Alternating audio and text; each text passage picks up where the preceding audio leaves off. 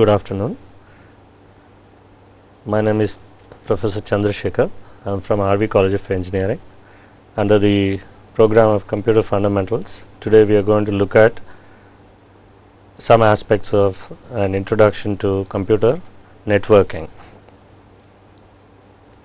Before we look at the details of the components and other aspects which go into the computer networks, let us see how the need for computer network has evolved over the last few decades.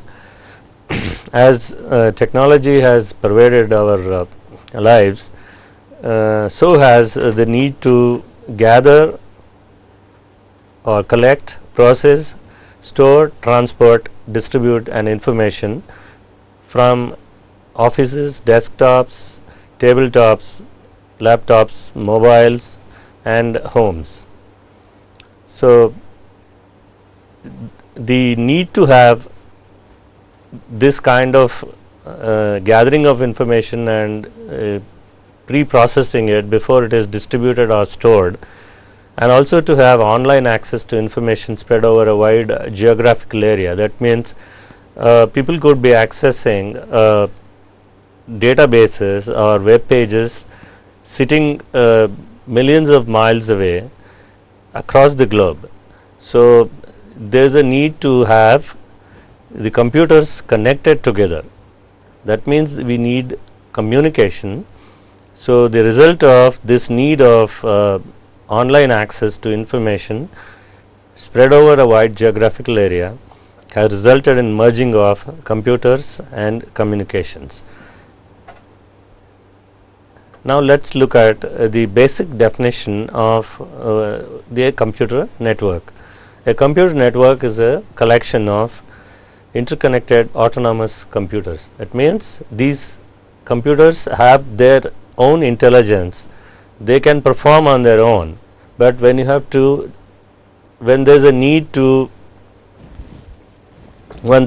for these to be communicating with each other for the aspects or the need which we have discussed in the previous slide, there is a need to connect them together. A collection of these interconnections or interconnected autonomous computers is called a computer network, and a collection of these independent computers that appears or presents itself as a single coherent system or a model to the user of these system is called a distributed system. One of the standing examples or a classic example of a distributed system is the World Wide Web itself. The World Wide Web is a collection of the various computers interconnected through the computer network. Let us see what kind of a computer network when we come to the details later. So, to enable these kind of technologies lending themselves to appear as a single coherent system to a user, you need another component called a middleware. It is a layer of software. It is another component of software which is built on the operating system. That means each of these autonomous computers have their own operating systems, be it Windows, Linux, Macintosh or Unix, and a layer of software or some components of the software tightly integrated with this operating system is responsible to provide the distributed system to the users, and this layer of software which is built on the operating system is called middleware. Now, let us come to the applications of computer networks before we go into details of the various topologies and other aspects. One of the most important and widely used in as far as the volume of applications is concerned is the business applications used by various organizations as well as individuals. The next most common application is applications at home, where we can use computers to access data across the globe using the computer network. And we have mobile users comprising laptops, PDAs, personal area networks, and so on and so forth. And then with these applications and the uses pervading all over our lifestyle or our lives, there are certain social issues which also need to be looked at when the computers are used in such a widespread fashion, and it has almost become a part of our lives.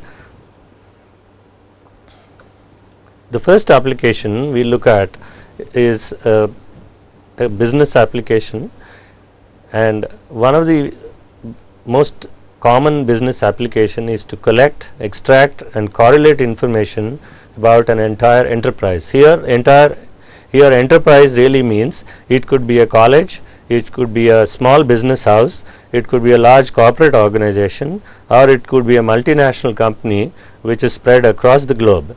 It doesn't really make a big difference as far as the application is concerned, because basically the use of computers has been in vogue for various aspects independent of the size of the enterprise. The basic need to share resources, that is to share hardware, to share software, data, information, is the main application for which the computers or computer networks have been put to use. The sharing of hardware, one of the examples we have is, suppose there is a expensive printer which could cost a few lakhs of rupees, and it is large format, say it is an A0 size or a big printer, 3 feet by 2.5 feet printer, a color printer. It could be costing a few lakhs of rupees. It could be used by a few artists in a development house which does typesetting and printing work to various other customers. So there is no need, or it is not economical to provide such expensive printer to each one of those PCs or computers or artists who are using this particular systems. So what we do is we connect this as a shared resource on the network, so that each one of these clients or each one of these computers who need to use these machines, they will be using this as a shared resource. Similarly, there could be many other expensive software packages which can be used on the network only on as required basis. The other important aspect, or the other important resource which is shared on the computer using the computer network, are the data and information. If you take an enterprise, it could mean that it is employee records, that means it is his name, date of birth, salary particulars, etc. It could be customer or supplier records. It could be the details with respect to the suppliers who are supplying raw material to a particular enterprise or a company which is involved in manufacturing some parts or assemblies, or it could be customers to whom the information is supposed to be supplied, or the products are supposed to be supplied, or it could be the inventories within the company, or it could be accounts data pertaining to profit and loss, etc., etc. So in most of these business applications which are run across a computer network, we use two components which are predominantly part of a information exchange scenario. One is called a server, which is a powerful computer or a resource which also has a lot of storage and manages this storage. And the other component, or number of such components which are used in any computing environment, which is a distributed computing environment, is the client. That is a small or a simple computer which accesses data, or which has some method to download the data from the server for processing.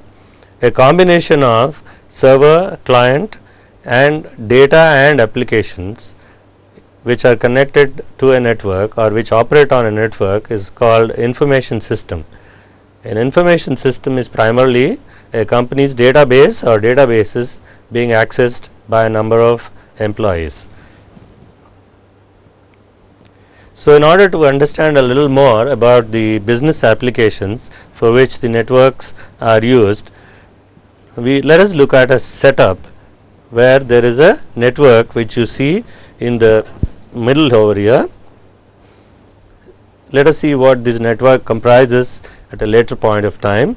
To the network is connected a box called a server which holds all the company's data, and we have various clients, like one of them could be a human resources person, another could be a manager in a shop. Okay. So, this setup is called a client server setup, where the client requests information across the network to the server, and the server provides information again back through the network to the client. So, one of the most common ways of dealing with business applications on a computer network is to go through the client server model. Elaborating a little more on the client server model, we have a network which is primarily a communication medium, or the one which is used to connect the client machine and the server machine, or many client machines all over the place, to a server machine. The client machine runs an instance of a software, it is called a client process, which requests information from the server process, which again accesses the information at the back or stored in the database, and corresponding to the request sent by the client machine, the server machine responds with the reply across the network. So, a business application primarily falls into this model of a client server, where the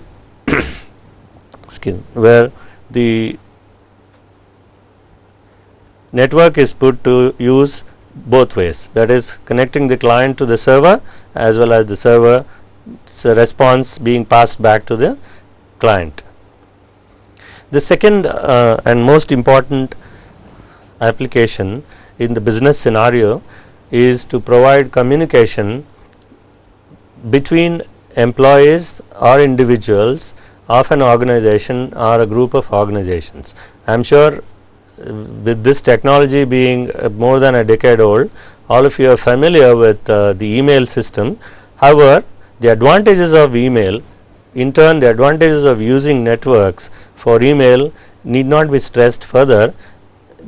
We will just discuss only one or 2 points. Email, the advantages of email is it is instantaneous. That means, if you want to communicate anywhere to anywhere in the world, it would take at the most a few minutes for you to reach the other end and see that the message is communicated to the receiving party. The other advantage of email is whatever you want to communicate is communicated in the soft copy form, that is, the data generated by you, be it is using MS Word or MS Excel, is transmitted to the other end in the soft copy form, so that you need not re-enter the data, so that the productivity of employees is greatly enhanced by use of email.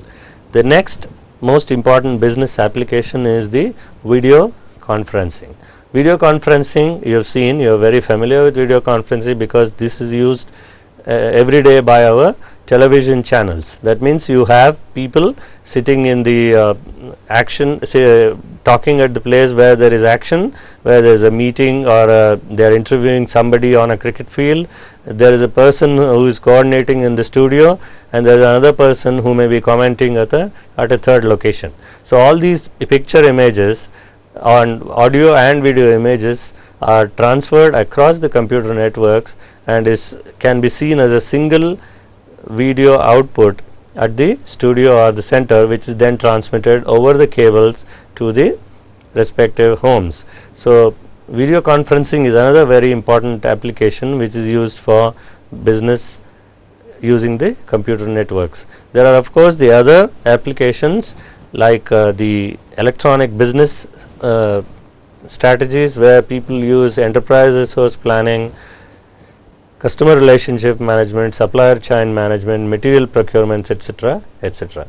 The next application which you see on the slide is electronic commerce, where we use the electronic media, that is the computers as well as the networks, to do transactions, do commercial business on the internet, the most common being the internet shopping as well as the internet banking applications.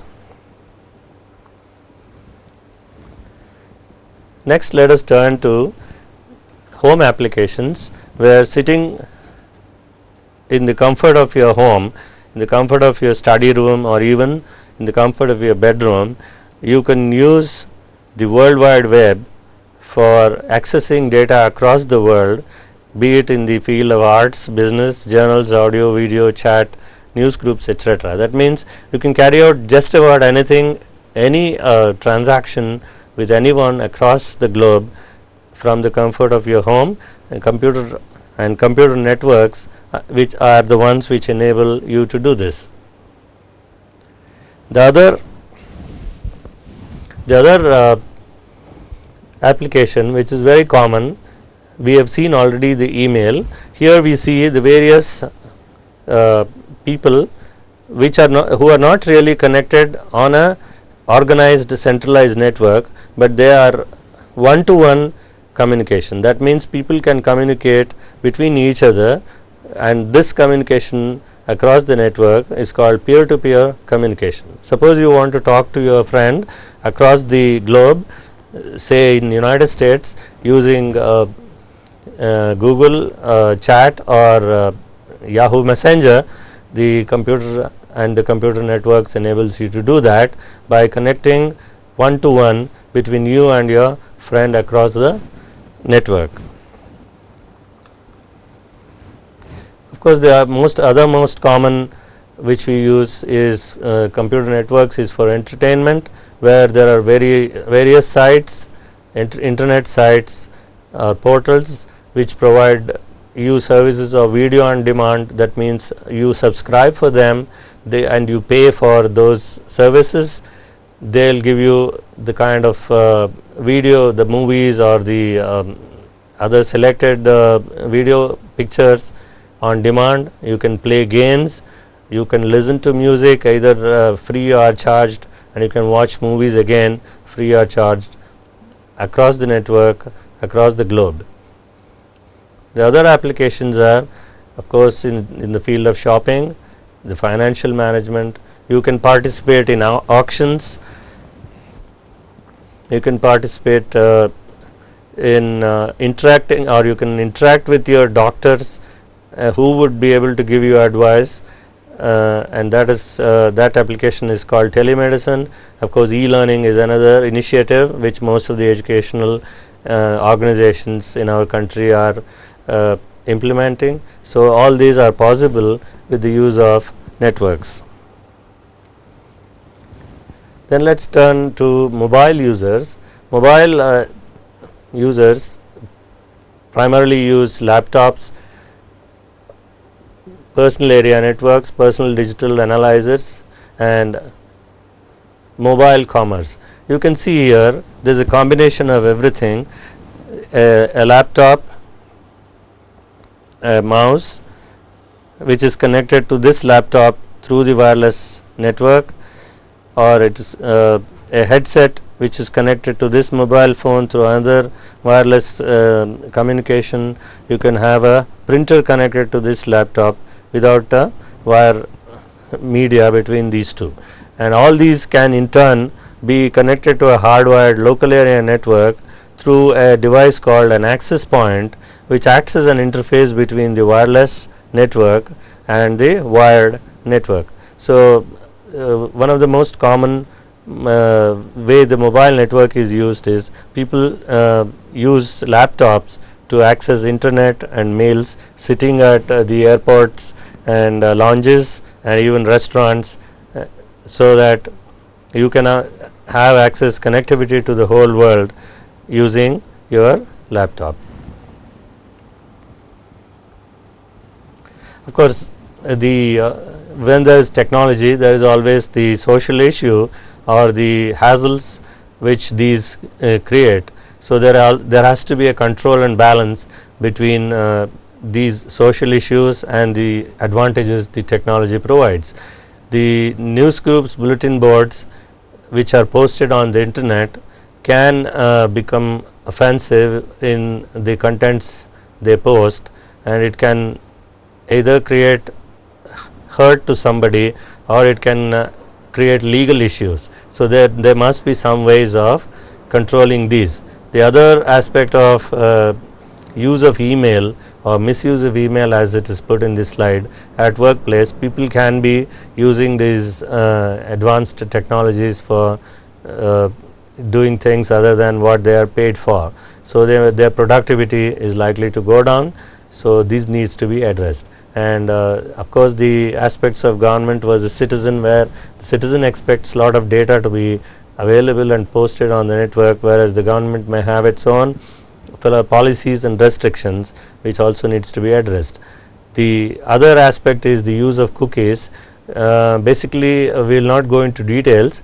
The aspect of cookie is used mainly by the shopping sites, where they keep an identification of the interests of the user of that particular site and keep posting promotional information, solicited or unsolicited, thereby distracting the user and creating more and more traffic on the network.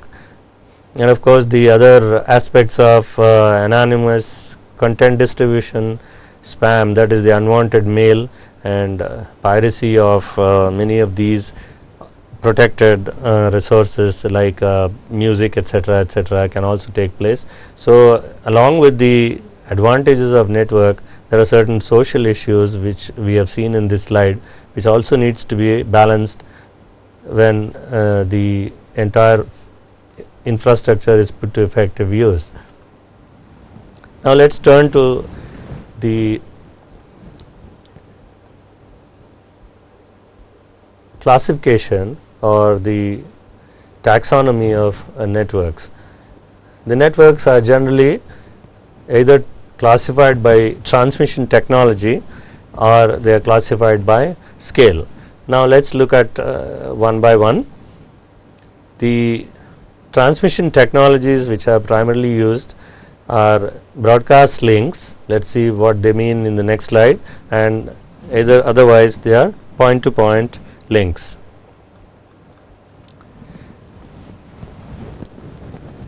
Broadcast networks use a shared channel. That means the network,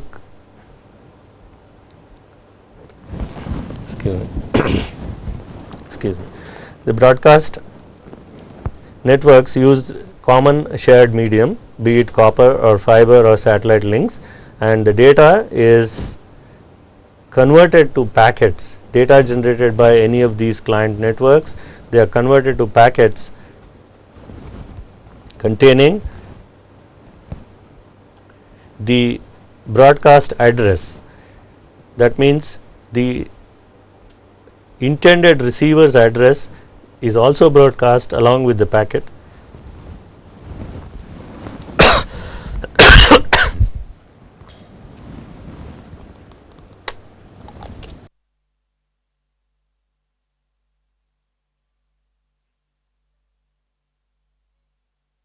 The intended, so the packets containing the data along with the address of the recipient or the intended recipient is broadcast to everybody.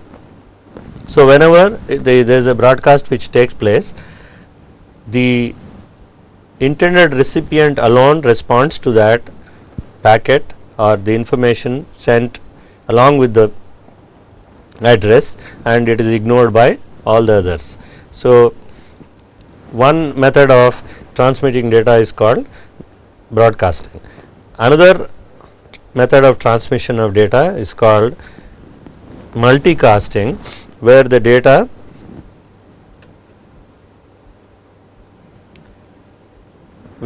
is transmitted to a set of machines, a subset of machines. That means, say for example, there is a digital TV transmission station. It is transmitting to a particular channel only to the subscribed customers, then only to those subset of those machines identified by those addresses the data is transmitted, and this is called it is called multicasting. Point to point networks work between individual pairs. Say for example, you are connected to on a text chat or a voice chat between you and your friend sitting far away. You are said to be connected on a point to point network between you and your friend, and though the data may hop between the two machines through different routes, it is still the data is cast between you and your friend, and it is called unicasting. So the categorization of network by technology results in classifying the networks into broadcast or multicast or unicast networks. If you categorize the networks by scale, that is by their size, then we classify the networks into various categories as you see in this slide. The categories are personal area network, local area network, metropolitan area network, wide area network, and the internet. There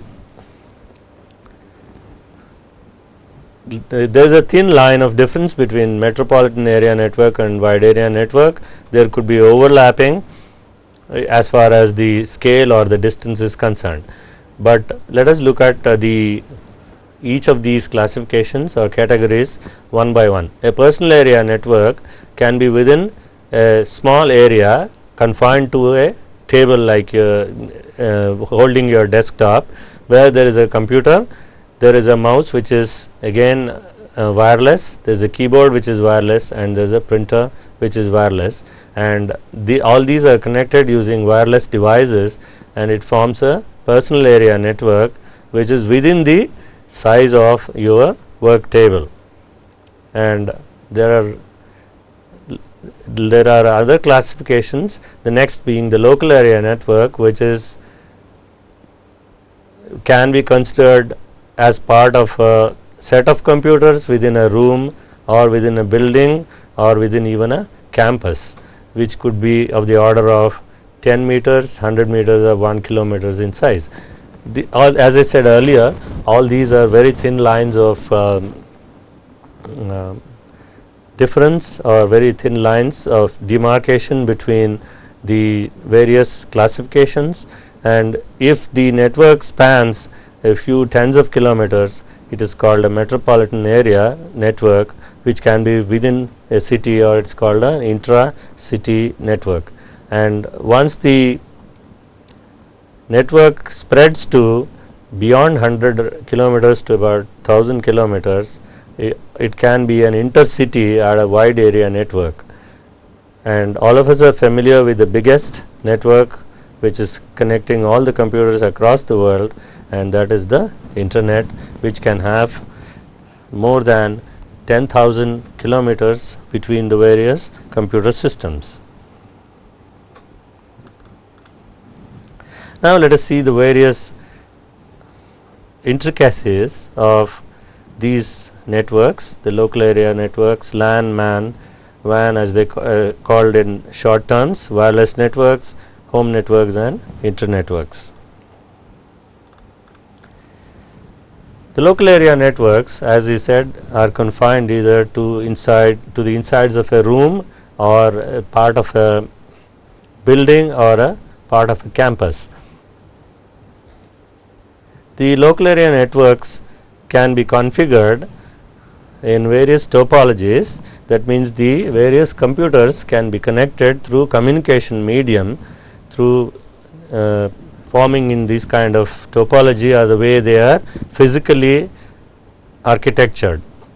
The topologies which are commonly dealt with are mesh, star, bus and ring topologies.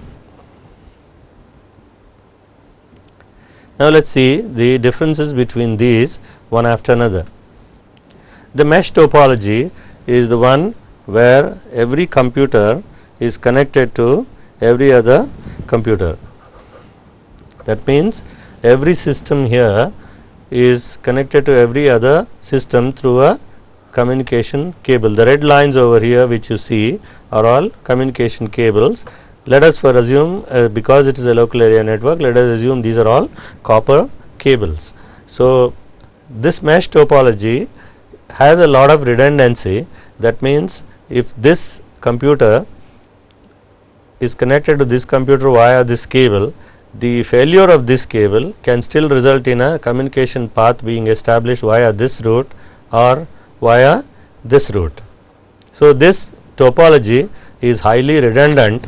It's that means it is fault tolerant. That means whenever there is a failure, it still can continue to perform. But as you will see here that for every node which is to be added here, there is a need to have cable to every other node which is already existing. So, this kind of topology results in excessive use of cables, thereby resulting in a lot of consumption of cables and associated increase in costs.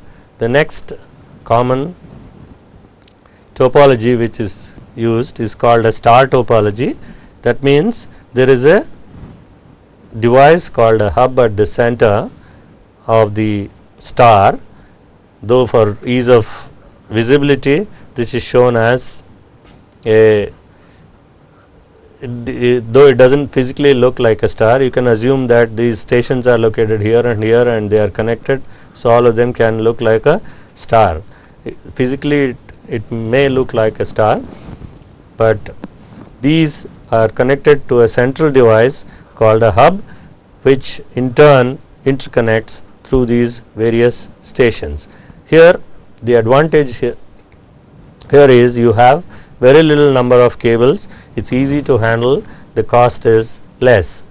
And the next topology which we want to look at is the bus topology, where there is a cable which runs from one end to the other, it can be a coaxial cable, and this cable is tapped through connectors, and there are what are called drop lines to which these individual stations or PCs or nodes of the network are connected. So, in this situation it is very elegant and it can result in fair amount of high speeds, but the disadvantage of this is if there is a cut in a cable at this point of time, if there is a cut in the cable at this place, then this station is isolated from this network until the cable is repaired. So, this is more amenable to failures.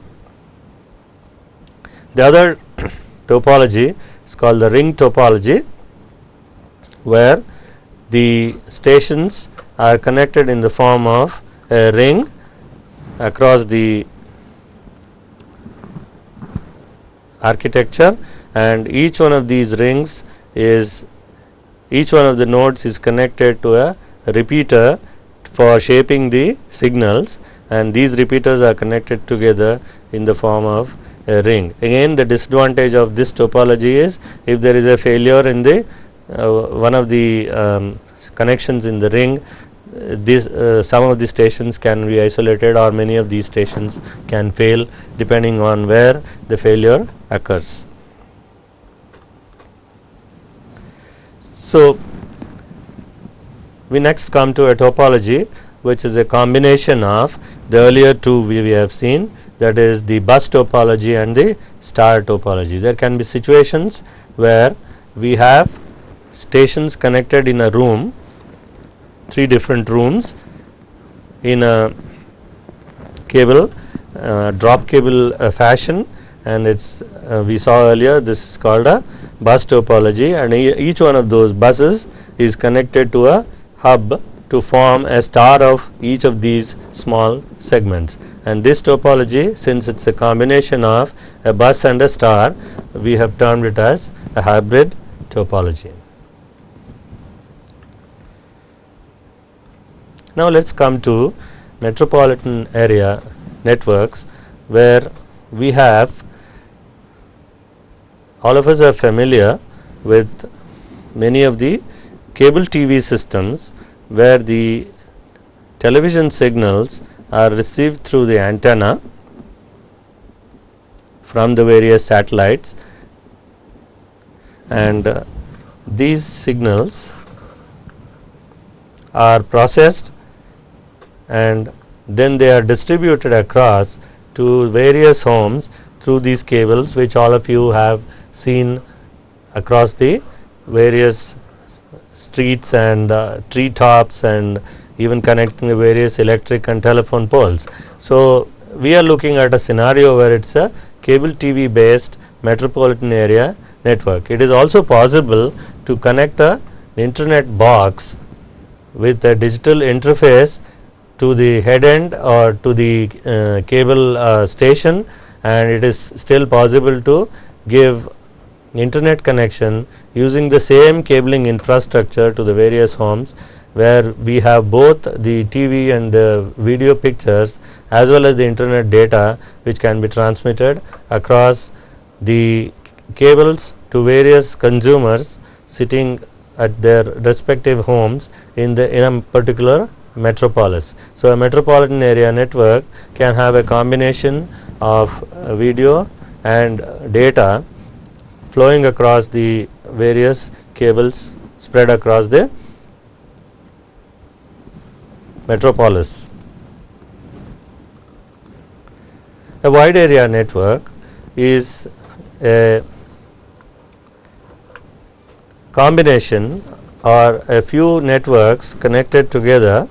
Say a network which has got these boxes, which we can call them as nodes, connected together to form a cluster like this.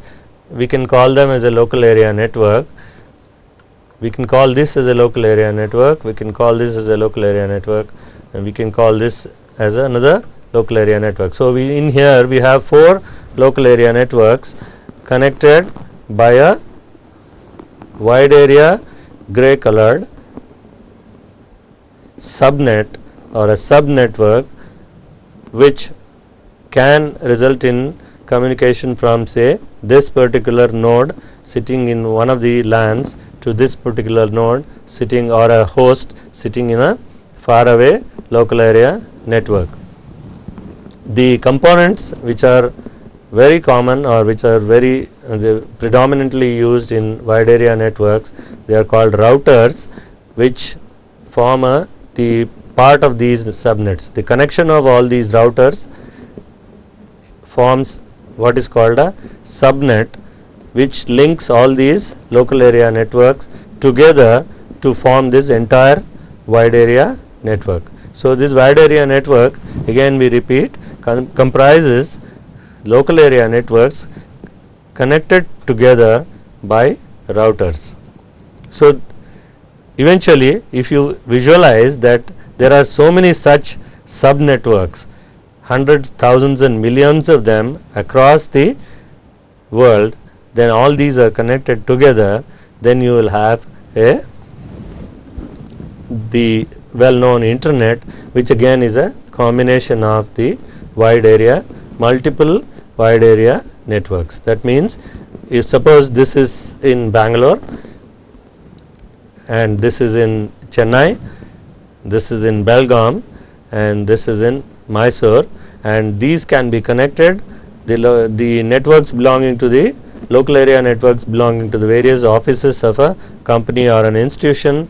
They are connected through some communication medium, like say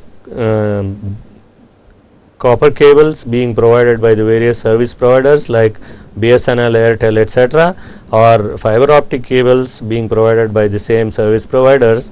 These routers are connected with each other to form a subnet of this particular local area networks, which will result in the communication being extended from one end to the other far end across the company.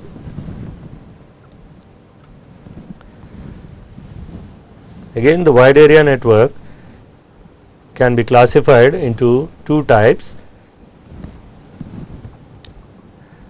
One is the switched wide area network.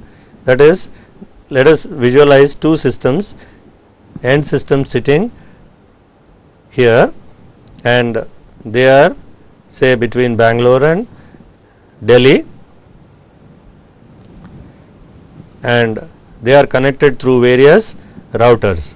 So, if there is a need to establish a communication between end system A and end system B, you can have the data traversing through this route, or you can have the data traversing through these routes, or traversing these through this route, any of these possible routes, so that the data is reliably transported across from one system to the other, which is basically the purpose of having a computer network. So, what happens is, depending on the traffic at in these routes, the data which is generated in the form of packets at this end system can be switched between the various routes, so that it reaches the end system one way or the other. That concept is called a switched wide area network, where the data gets switched from one end to the other. The other concept is the point to point wide area network. The classical example of this point to point wide area network is the internet connectivity. For example, the broadband connectivity which you have at your homes. Sitting in your study room, you will have a modem which is connected to that, and at the far end of your telephone line, which is the one which is shown in dotted line, you will have another modem which is installed in your local telephone exchange, be it BSNL or VSNL or Airtel, and then the other end of the modem is connected to the service provider or internet service provider. So, you have a connectivity between this point and this point, which can cover a wide area of a few tens of kilometers. The two ends of the local cable is bridged through modems or a series of modems. So, having seen the switched WAN and the switched WAN and the point to point WAN, we also have a combination of a company, an example of an enterprise having a heterogeneous network, where the corporate office of a company can have the chief of the company sitting here, connected to one of the routers, one of the devices, electronic devices through these modems, which in turn is connected to a switched WAN to various other LANs of the company located at various cities or across the globe. So, you have the manufacturing division, you have the marketing division with two different offices. Each one of these is connected through devices called routers. There is a point to point WAN between this router this router belonging to city A, and this router belonging to sitting in some other city, and there is again a point to point WAN link between these two, and there is a switched WAN which routes these data from these various paths to the head of the company through the wide area network, through this single point to point wide area network. So let's now look at some of these wireless networks which are also part of the network types which we discussed earlier, besides the LAN, WAN and metropolitan area networks. So we have a concept of a small area network called a Bluetooth network, where many of these computing devices can be used without connecting or without making use of a jumble of wires which we see in most of our homes. These are wireless devices using Bluetooth technology connected to a corresponding receiver sitting in the installed on these machines, and without having to go through all these long wires between these, you can use this in a wireless wireless integrated fashion. Similarly, we can have a wireless LAN of computers or laptops which have wireless interfaces connected to each one of these, and there will be a base station, or it is also known more commonly as access point, which is installed on inside the computer center or in the corridors, which in turn is wired to a single wire goes to the wired network or a local area network which is inside the computer room or other rooms. So based on the software and other facilities provided on these computers for establishing the connectivity between the wireless card over here and the base station, data can be transmitted between these, though there are no physical wires connecting these equipment.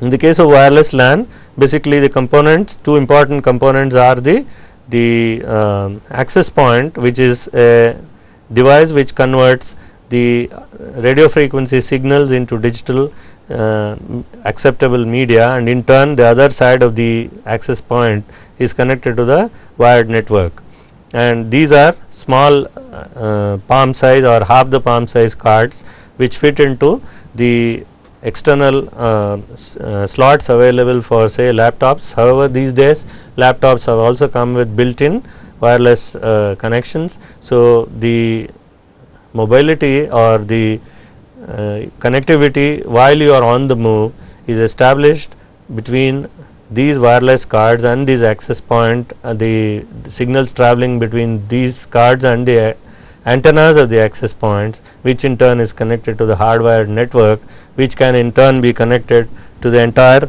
world through local area and wide area networks. And of course, we have the various networks which can be used at home for these wireless networks, personal digital analyzer, and we can share peripherals without putting them on a network, without really having to go out and look for them elsewhere. We can have TV coming through the networks, common TV for internet, as well as common monitors we can use for internet as well as entertainment, or your video or cable videos. You can have cameras which can all be connected these days through the internet for transmission of data across to the other networks. We can have telecommunication, that means you can have telephones which work on internet telephony, what we call as voice over internet telephone, etc. You can have utility meters, burglar alarms. You can even have cameras which are connected to computer systems which are networked and which can show your child's activities while you are at your workplace across the internet.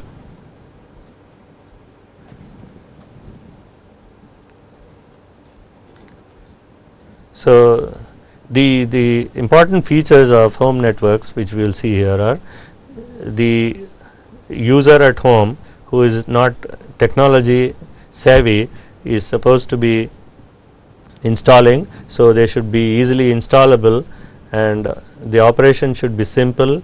They should cost less price, they should cost less, there should be sufficient capacity for multimedia support, because primarily home networks are used for entertainment, and they should be the technology which we invest money for, they should be stable for a long time, and we should be able to scale them, that is we should be able to get more and more out of them over a longer period of time, and they should be hassle free and they should be reliable. Now let us briefly look at the internet before we close today's session, and we will continue with the internet in the next session. What is internet? Internet is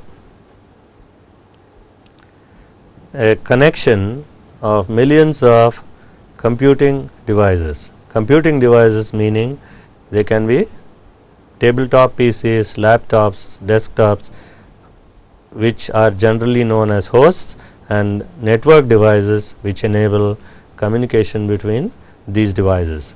And the other aspect, most important component of internet, are the communication links which interlink these millions of connected devices.